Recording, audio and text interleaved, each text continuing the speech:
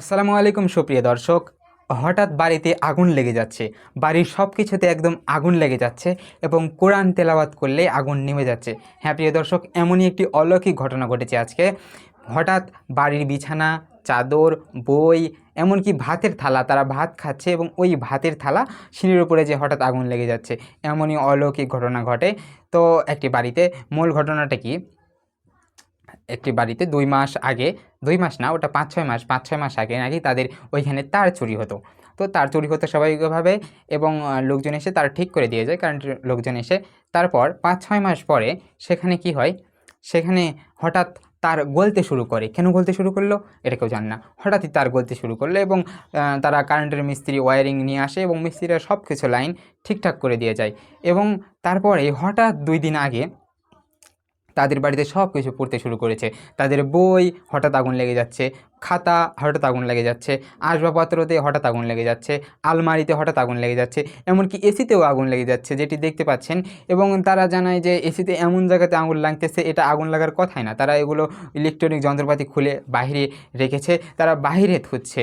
এই ঘটনাটি ঘটে চুয়াডাঙ্গার আলমডাঙ্গার থানাপাড়া বাসিন্দা আখতারুজ্জামান বাড়িতে। হ্যাঁ, আখতারুজ্জামান বাড়িতে আজকে অলৌকিক একটি ঘটনা গেছে। কি অলৌকিক ঘটনা? হঠাৎ যদি আপনার বাড়িতে বা বিছানায় বা চাদরে এরকম আগুন লেগে যায়, ভয় পাবেন না। সবাই ভয় পাচ্ছে সেখানে। এবং অনেকে জানতে পারছি, এলাকাবাসী আরও জানিয়েছে, তারা যখন ওই ভিতরে যাচ্ছে বা ওই এলাকার কিন্তু আগুন কেউ দেখতে পাচ্ছে না, শুধু তারাই বাড়ির ভিতরকার লোকেরা দেখতে পাচ্ছে, স্থানীয় লোকেরা দেখতে পাচ্ছে, এমনটাই বলেছেন তারা। এবং ওই ঘটনাটি সম্পর্কে মিলে সবার মধ্যে এমন যেন একটা ভয় কাজ করছে। সবাই সেখানে যাচ্ছে, সবাই ঘটনাটি দেখছে, বিশ্লেষণ করছে, এমনকি পুলিশও দেখছে। তো তারা কিছু কবিরাজ নিয়ে এসেছিলো বা ঢাকা থেকে বড় বড় আলেম নিয়ে এসেছিলো। আলেম নিয়ে আসার পর তারা যেটুকু জানতে পারে, সেখানে অনেকে বলতেছে অগ্নিবাণ মারা হয়েছে, অনেকে বলতেছে তাদের উপরে, বাড়ির উপরে অগ্নিবাণ মারা হয়েছে, অগ্নিবাণ করা হয়েছে।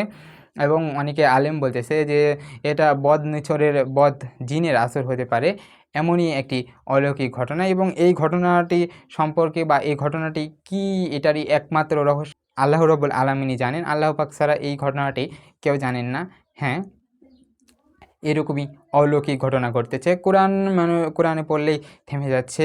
এইরকম অলৌকিক ঘটনাকে কেন্দ্র করেই শুরু হচ্ছে বিভিন্ন। তবে অনেকে জানিয়েছেন, পুলিশে জানিয়েছেন, গুজব ছড়াবেন না, কেউ গুজবে কান দিবেন না এবং সত্য ঘটনার পক্ষেই থাকবেন। সুপ্রিয় দর্শক, কোরআন তেলাওয়াত মানুষের ঘরে শান্তি নিয়ে আসে এবং শান্তি বিরাজ করে।